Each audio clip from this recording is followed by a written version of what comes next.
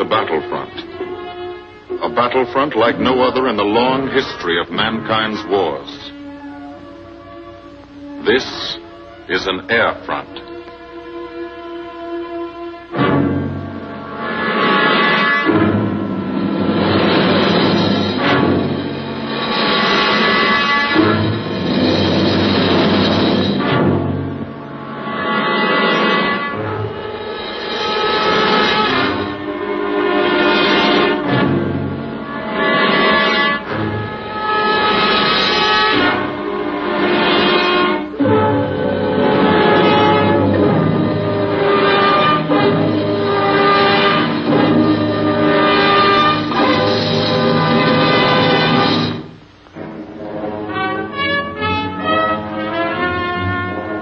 The working day begins, as it will end, with the ground crews, as much a part of the fortress as her wings. If you're a mechanic, you've got your own bomber. You get attached to it. But you know when your ship goes out on a mission, you may never see it again. So you do your work as well as it can be done, perfectly. Because you wouldn't want anything to go wrong that would be your fault.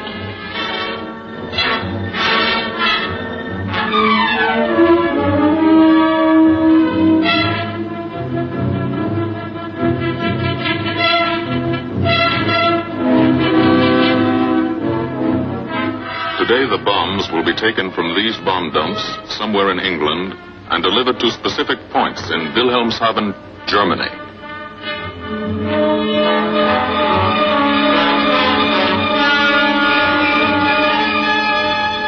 To deliver them is the job of the 8th Bomber Command, just a hauling job, yet one of the most difficult and complicated of military operations.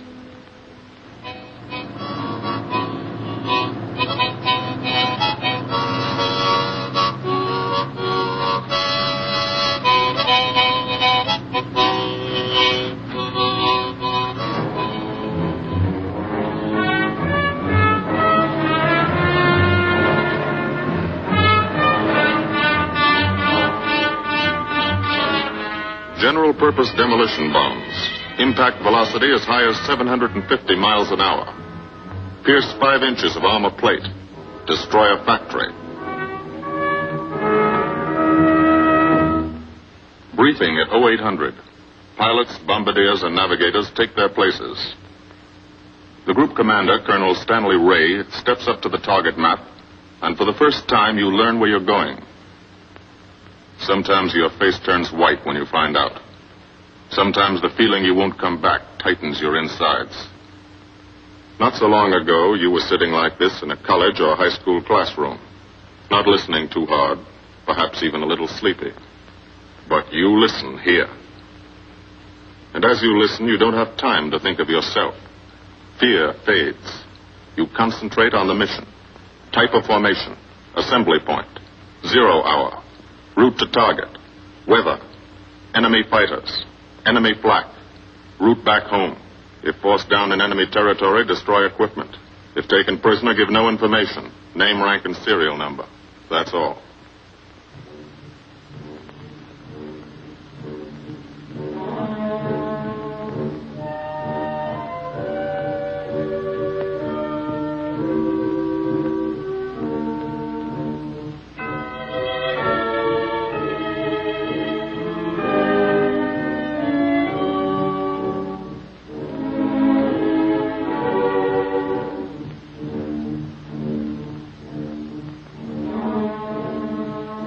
These are the passengers with one-way tickets.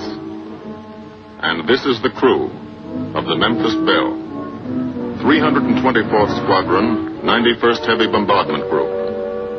Just one plane and one crew in one squadron, in one group, of one wing, of one Air Force, out of 15 United States Army Air Forces. Well, fellas, we've never had an easy ride over there yet. And today won't be any different. No escort except unfriendly. So keep your eyes peeled. Don't get excited and yell when you're talking on the intercom. Save your ammunition and make your shots count. And let me know what goes on back there, Quinlan. Yes, sir. Stay on the ball, gang, and she'll bring us back like she's always done.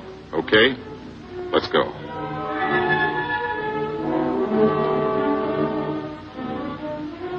They have completed 24 missions in this, the toughest theater of air war, the big league of sky fighting.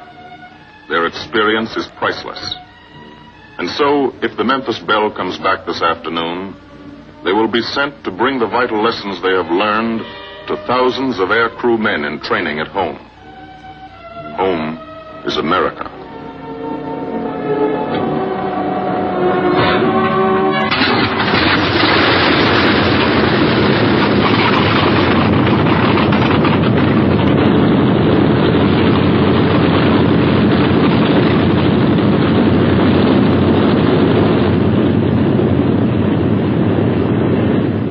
Is a battlefront, like no other in this or any war. No monster armies, no booming cannon. Only the roaring engine sound of the bombers pounding through the quiet English countryside. This is an air front.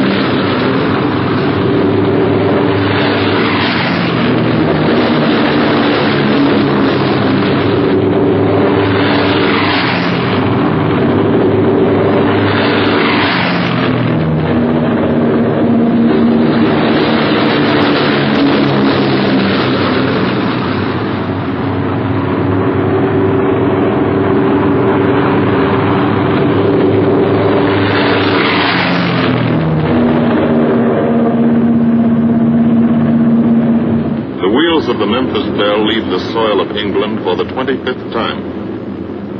The friendly soil of England, with its ordered farms and rural hamlets, its country estates surrounded by formal gardens and well-kept parks. The England these Americans knew only from the classics they had to read in school. The England of the towns and cities, whose people have defended their island's freedom for over 1,000 years. But today, their countryside has changed. Today, their island has been converted into a gigantic bomber field, a super aircraft carrier anchored off the shores of Fortress Europe, with hangars and machine shops, with hundreds of dispersal points, perimeter tracks, and concrete runways. This is England in its 5th year of war. And this is the new battlefront, the air front, from which we seek out the enemy. Not his infantry or his artillery, not his panzer divisions, but the greater menace, the industrial heart of his nation, the foundation on which the Nazi Empire and its armies stand, the power behind the German lust for conquest. The steel mills and refineries, shipyards and submarine pens, factories and munitions plants, pinpoints on the map of Europe which mean rubber, guns, ball bearings, shells, engines, planes, tanks, targets. Targets to be destroyed. And these are the destroyers, each with a belly full of bombs, and 10 men like the crew of the Memphis Belle. Pilot Captain Robert Morgan, industrial engineer from Asheville, North Carolina. He's flown this ship across the Atlantic. The other pilot, Captain Jim Verinis, business administration student at the University of Connecticut. Radio operator and gunner, Sergeant Bob Hansen, construction worker from Spokane, Washington. Navigator, Captain Chuck Layton, chemistry student at Ohio Wesleyan. Engineer and top turret gunner, Sergeant Harold Locke, from Green Bay, Wisconsin. Used to be a stevedore. Besides keeping the Belle in order, he covers the sky above. Tail gunner, Sergeant John Quinlan of Yonkers, New York. Clerked for a carpet company, but he quit December 8th, 1941. Ball turret gunner, Sergeant Cecil Scott. Firstman for a rubber company in Rahway, New Jersey. Pilot to crew, 10,000, put on oxygen. They're climbing higher now, 300 feet a minute. The strain on the planes and on the men is mounting. The rest of the crew, Bombardier Captain Vincent Evans, operated a fleet of trucks in Fort Worth, Texas. Waist gunners, on the right, Sergeant Bill Winchell, chemist for a paint company in Chicago. And on the left, Sergeant Tony Nastal, used to repair washing machines in Detroit when he was a kid. Now he's 19 and has 2 Nazi fighters, confirmed.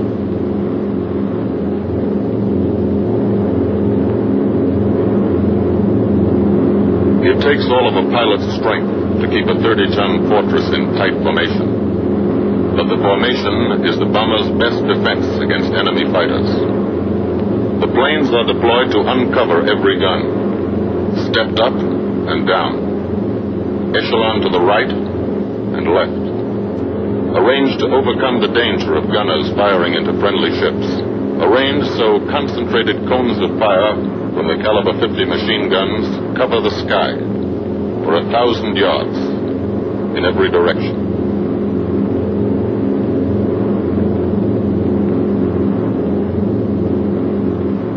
The friendly coast of England slips by below.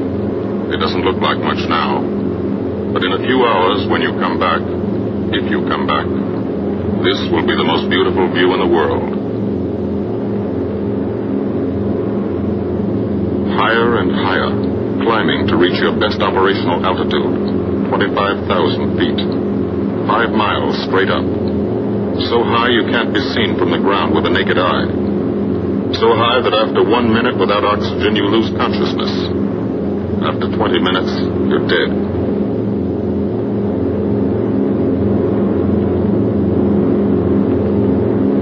From now to the target, you go about your routine duties, plot your course, check your equipment, and wait, and think. Higher and colder. Temperature, 40 degrees, below zero. Take off your glove and you loosen fingers. You look out at the strange world beyond. Reflections in plexiglass, like nothing you ever saw before, outside of a dream.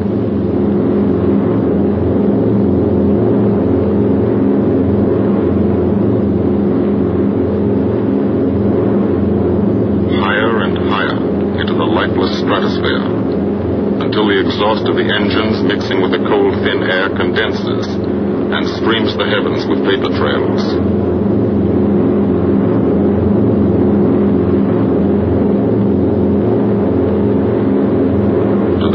Ships, they're far from beautiful, for they point like beckoning fingers to the formation, signposts in the sky for the enemy to spot us.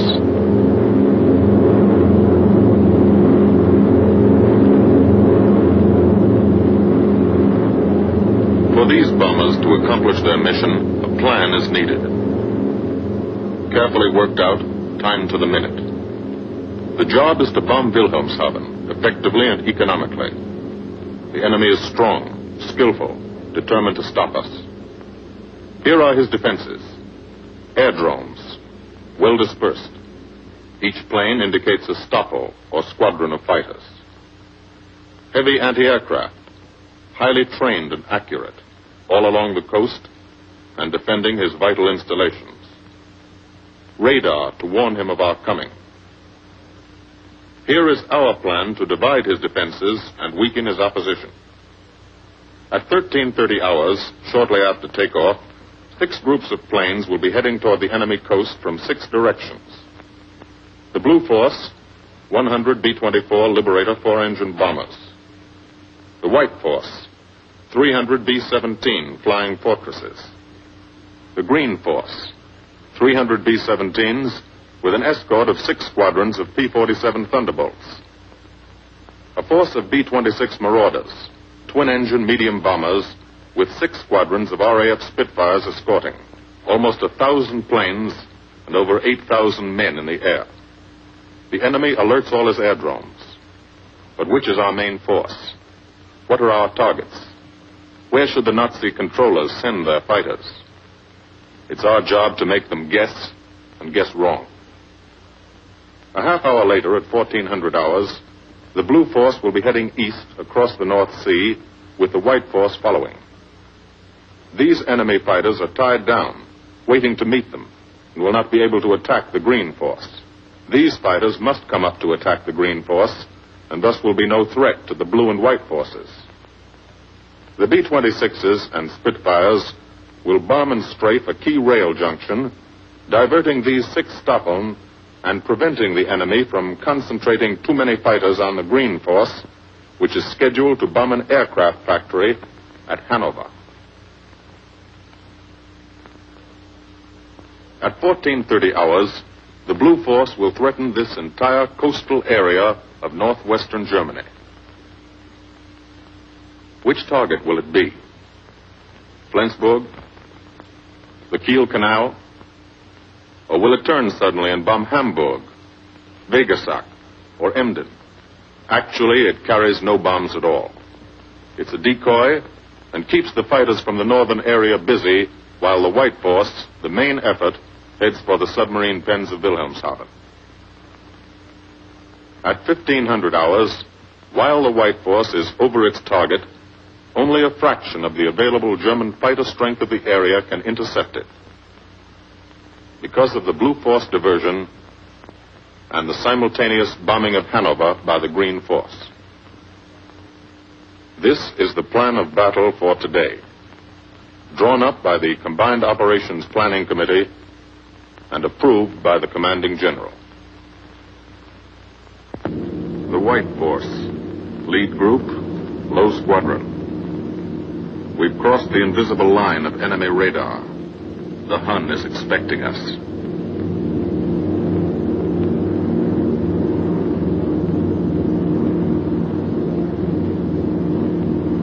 Steel helmets go on. Watchful eyes strain. Tight formations are held tighter still. Tense gunners more alert because here it comes. The enemy coast. From up here, it looks the same as any other. Houses, roads, green fields, factories, waterways. But they are the houses and fields of those who invade and oppress. They are the factories and roads of the people who twice in one generation have flooded the world with suffering. Suffering in such quantity as the history of the human race has never known. Brought torment and anguish into countless American homes. Gold stars and telegrams from the War Department.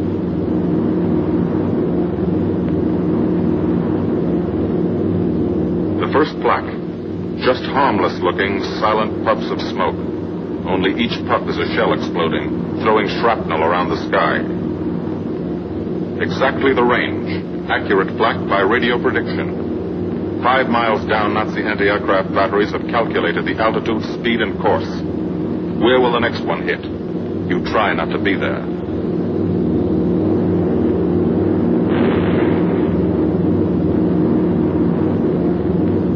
The docks and submarine pens of Wilhelmshafen. Approach to the target starts. No smoke screen can protect it.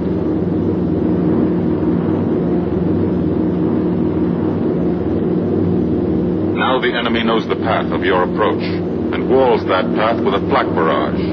But you fly right through it. Flak so thick you can get out and walk on it.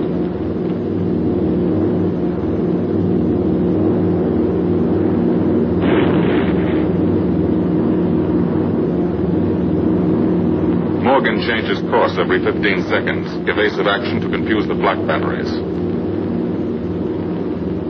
Bomb sights set for correct altitude and speed. Bomb bay doors open. The bombing run begins. Pilot to Bombardier. Okay, Vin, you've got it. Now Evans flies the Memphis Belle, controlling it through the bomb sight. And now we are most vulnerable. Committed to our bombing run, we can't dodge flak or fighters. Here's the first.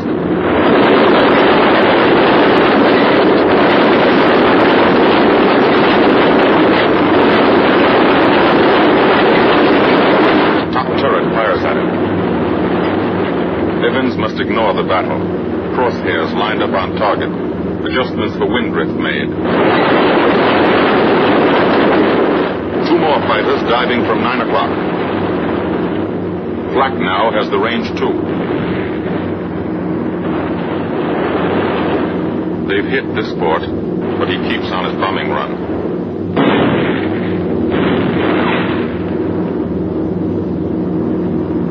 As lead bombardier, Evans's aim must be good. Every other ship in the group will drop its bombs when he drops his. Now one pointer on the bomb site moves toward another stationary pointer. The instant they touch, bombs will release.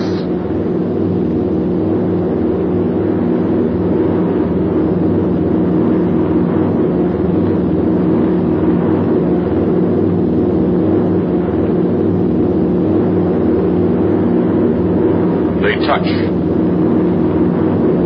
Bombs away.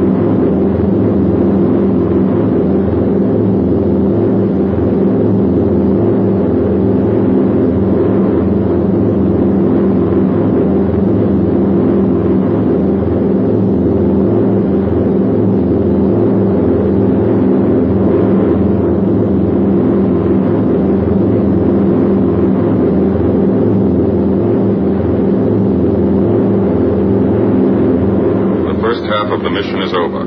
The easy half. Now to get home.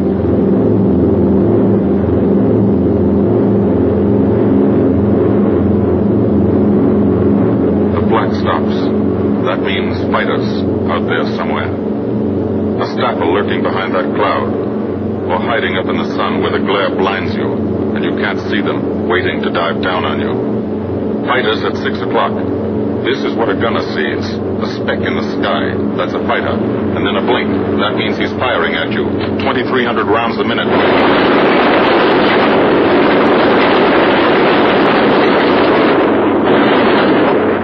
In a running battle, one of the most important instruments is the interphone.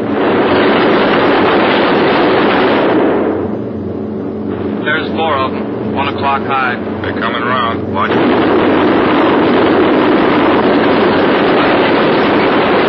Two fighters, 6 o'clock up, coming in. Diving out, Chief. B-17 in trouble out at 2 o'clock. Watching. Got an engine on fire.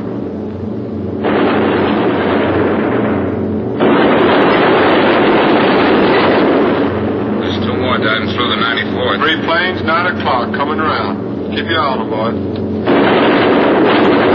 Coming around the 10. Watch them, so keep your eyes open. Yeah. They're breaking at 11. Breaking at 11. I got them. Hey, coming around underneath at 10 o'clock. I got those 2 at 2 o'clock. Watch them, Scotty. I got my sights on them. Check that B-17, Chuck. 3 o'clock. Motor smoking. Fighters 10:30 coming around. Those 10:30 upper or lower?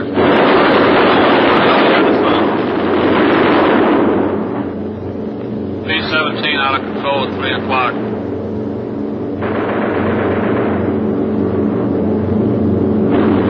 Come on, you guys. Get out of that plane. Bail out.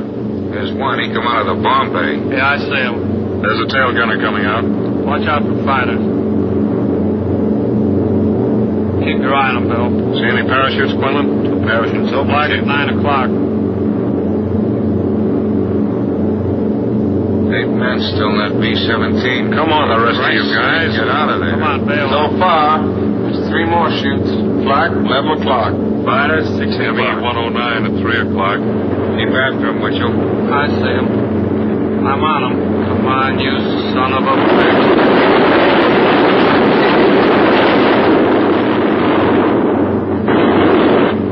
I got him. Confirm that fighter. He got him, Chief. Look, he's bailing out. Damn it, don't yell on that intercom. Fighters, 10 o'clock. Watch those 2 at 12, man. They're coming in. They're coming in, Scotty. Get that ball turret on him. Save the ammunition as much as possible.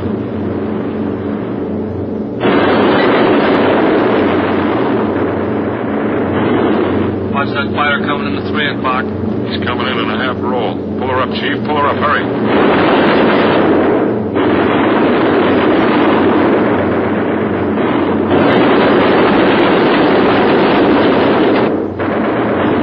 This fortress is hurt. Engine on fire, losing airspeed and altitude, drifting into the flak, alone and helpless, a straggler. In a minute, Nazi fighters will swarm in like buzzards for the kill. You can watch, but you can't go down to help. You keep your formation.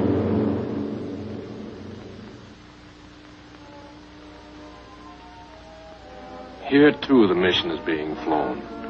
None the less real for being in the minds and hearts of these men behind. Ask anybody who's been to a field in England, or anywhere else our bombers are based, and he'll tell you that there's drama here, too. Waiting to see who's coming back. To watch them, you might not realize how tense these ground crews are. But they are tense, and plenty worried. In Air Force talk, this waiting is known as sweating out the mission. These men know the flight plan. Their watches told them when the bombers were running into enemy flak, when they were over the target, when they left the enemy coast. And now their watches tell them the bombers should be nearing the field. Every ear strains for the first sound of the engines. And then somebody hears them. And somebody sees the first faint specks in the distant sky.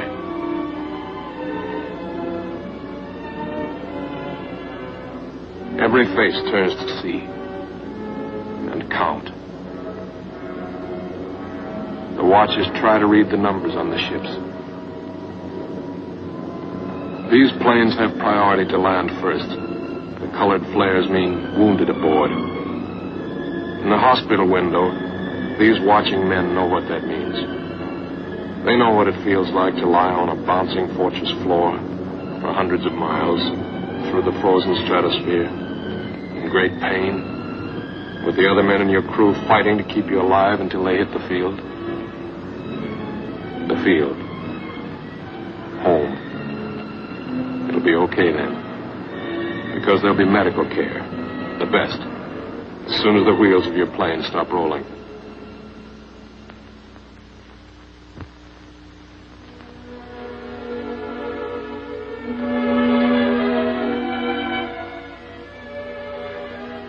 Head wound. Concussion. 20-millimeter cannon shell exploded in his radio compartment. Shock. Internal injuries. He'll be all right, though. Flak burst scattered flying shrapnel. He's full of steel splinters. This pilot's leg is not a pretty sight. Neither are the docks at Wilhelmshafen. These men will all get the Purple Heart. And this man, too. Posthumously.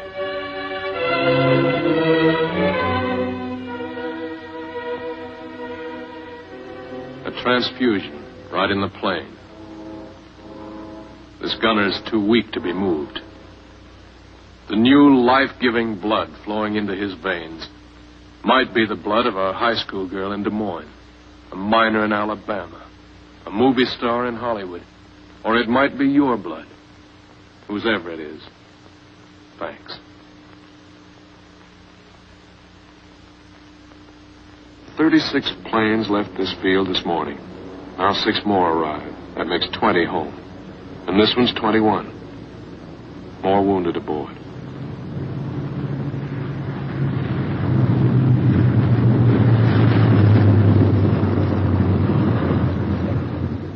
.22. Coming in with his left inboard engine dead.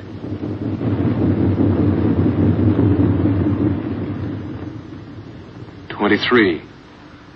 With a feathered prop on his left outboard engine. 24. Southern Comfort. With a chunk of tail gone. 25. They flew home on their luck. 26.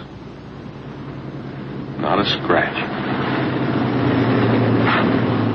The control tower learns that 2 more landed at a British field to the south. 1 a crash landing. Crew safe. That makes 28. 29. A rough landing, but her pilot's badly hurt. It's a wonder he brought her back at all. 29 planes back. So far. 29 out of 36. Our losses were heavy. But the enemy's were far heavier.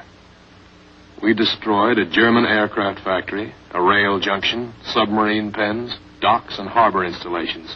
That's specific, known damage. But who can tell the number of German torpedoes that will not be fired?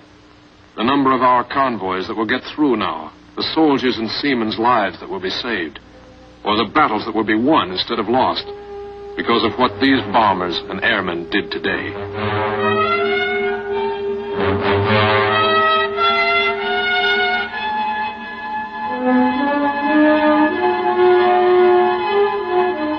Pilot and tail gunner.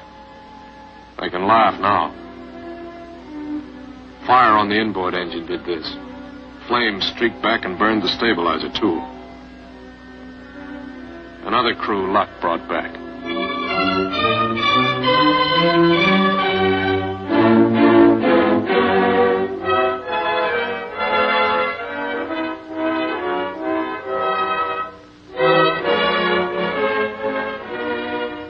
Here's old Bill.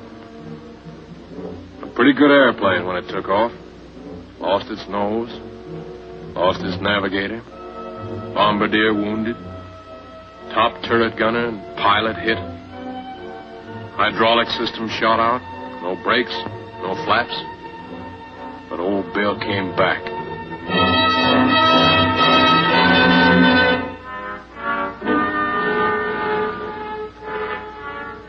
Now, among the returned crew members, talk flows like a river. Talking out every detail of the mission. These are the faces of combat. Faces of Americans who have watched their comrades die. Faces that can never forget the enemy.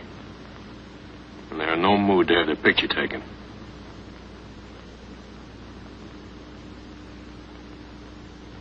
In the control tower, Colonel Ray, the group CO, is still watching and waiting. And then he spots the last flight. 3 more planes. And one of them is the ship everyone has been pulling for. The Memphis Belle. The last few miles of this trip have been a joyride. The strain is over. They can leave their guns now. Now they know they're going to go home. To Spokane, Green Bay, Asheville, Detroit, Chicago, Fort Worth, and Yonkers.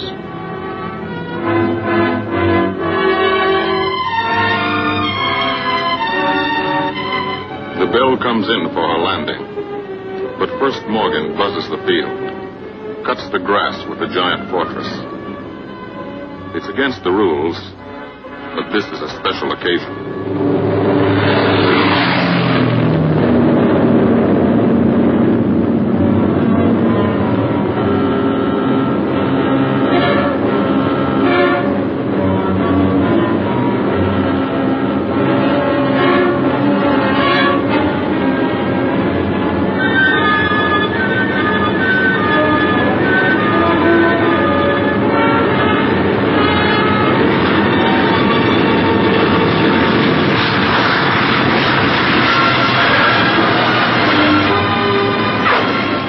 The Memphis Belle come back to the soil of England for the 25th time.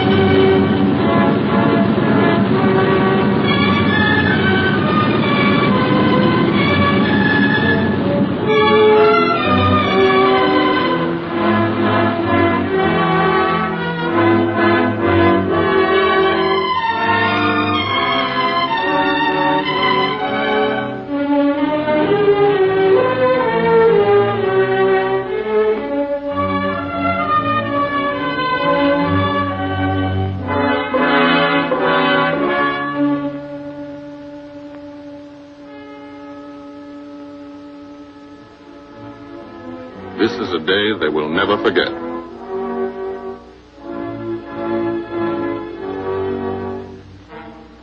Another great day soon after, Brigadier General Hansel visited the field and presented the Distinguished Flying Cross to every member of the crew.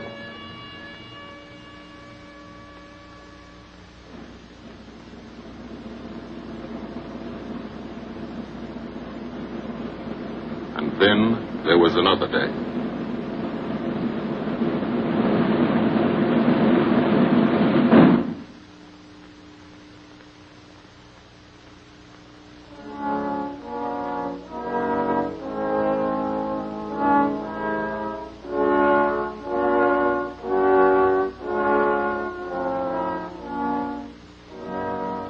Their Majesties, the King and Queen of England.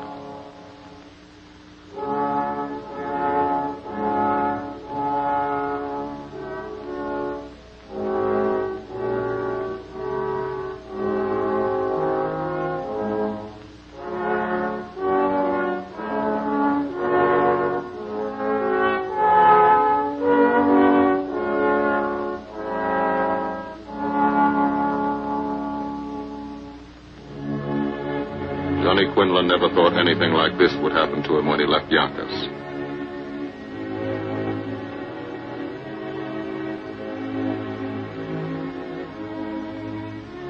The ground crew were a little self-conscious about being dressed in fatigues, but the Queen thought they were very nice.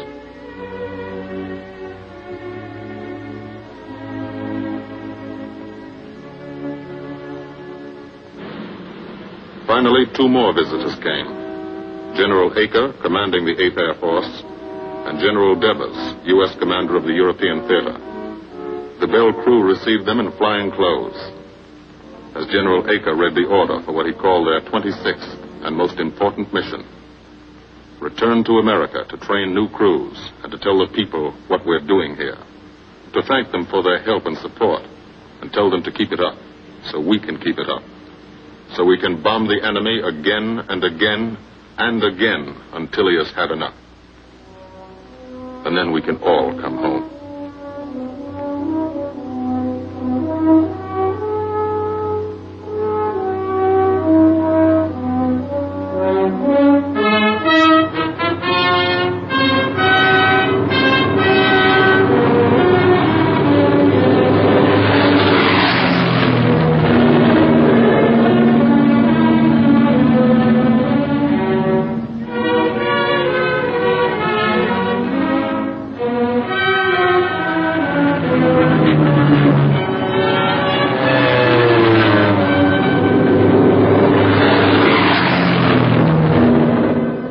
The 8th Air Force, who are now flying deep into Germany, bringing destruction to targets almost 1,000 miles from their bases.